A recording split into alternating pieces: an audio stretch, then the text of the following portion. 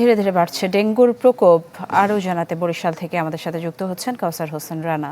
রানা, জানাবেন বরিশালে ডেঙ্গু পরিস্থিতি কি?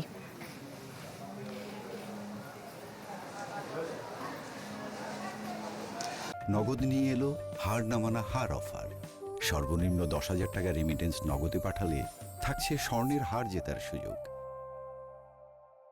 হ্যাঁ নিশি, বর্ষাকাল শুরু হওয়ার পর থেকেই বরিশালে কিন্তু ডেঙ্গু আক্রান্ত যে রোগীর সংখ্যা, সেই রোগীর সংখ্যা দিন দিন বৃদ্ধি পাচ্ছে এবং এখন যে পরিস্থিতি তাতে কিন্তু আগের পরিস্থিতি থেকে আরও অবনতির দিকে যাচ্ছে, এটাই বলা যায়। আমি এই মুহূর্তে রয়েছি বরিশাল শেরেবাংলা মেডিকেল কলেজ হাসপাতালে এবং এই হাসপাতালে যে চিত্র সেটি আমি দেখেছি যে গত কয়েকদিনে ধীরে ধীরে কিন্তু ডেঙ্গু আক্রান্তের সংখ্যা বৃদ্ধি পেয়েছে এবং এর সাথে একটি বিষয় জানিয়ে রাখা যায় যে সেটি হচ্ছে বরিশাল বিভাগে এ পর্যন্ত 2 জন ডেঙ্গুতে আক্রান্ত হয়ে মারা গিয়েছে, যার ভিতরে একজন বরিশালের পিরোজপুরে বরিশাল বিভাগের এবং বাকি একজন বরিশাল শেরেবাংলা মেডিকেল কলেজ হাসপাতালে চিকিৎসাধীন অবস্থায় মৃত্যু ঘটেছে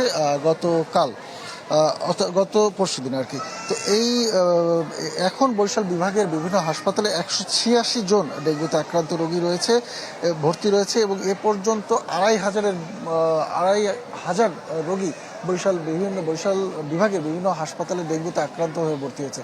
এর সাথে সুখবর সেটি হচ্ছে প্রায় 2200-র বেশি রোগী ডেঙ্গুতে আক্রান্ত হলে ওখান থেকে সুস্থ হয়ে ফিরে গিয়েছে। তবে আক্রান্তের সংখ্যা দিন দিন বাড়ছে, যেমনটি গত 24 ঘন্টায় বরিশালের বিভিন্ন হাসপাতালে 48 জন ভর্তি হয়েছে।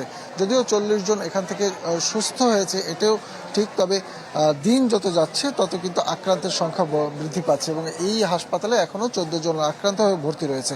এবং এর সাথে আরেকটি বিষয় জানানো দরকার, সেটি হচ্ছে যে বরিশাল বিভাগের ভিতরে পিরোজপুরে সর্বাধিক রোগী ভর্তি রয়েছে। গত 24 ঘন্টায় 14 জন রোগী ভর্তি হয়েছে এবং বর্তমানে এই পিরোজপুর জেলার বিভিন্ন হাসপাতালে 64 জন রোগী বর্তমানে ভর্তি রয়েছে। অর্থাৎ বরিশাল বিভাগের ভিতরে এখন ডেঙ্গুর হটস্পট বলা যায় পিরোজপুরকে।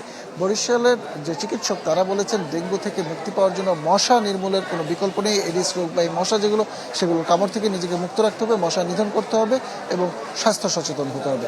এই ছিল বরিশালের ডেঙ্গুর বর্তমান পরিস্থিতি। রানা, আপনাকে ধন্যবাদ। দর্শক দেখছিলেন বরিশাল থেকে ডেঙ্গু পরিস্থিতির খবর জানাচ্ছিলেন কাউসার হোসেন রানা।